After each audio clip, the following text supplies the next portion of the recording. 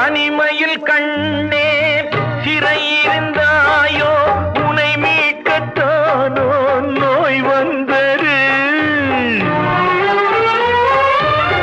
தனிமையில் கண்ணே சிறையிருந்தாயோ உனை மீட்கத்தானோ நோய் வந்தது. உனை விட செல்வம் உயர்ந்தது என்று நான் தேடிக்கொண்ட பாவம் இது. நான் தேடிக்கொண்ட பாவம் இது. அன்பு எனும் நல்ல தேன் கலந்து இங்கு நான் கொடுத்தேன் இந்த நல்விருந்து.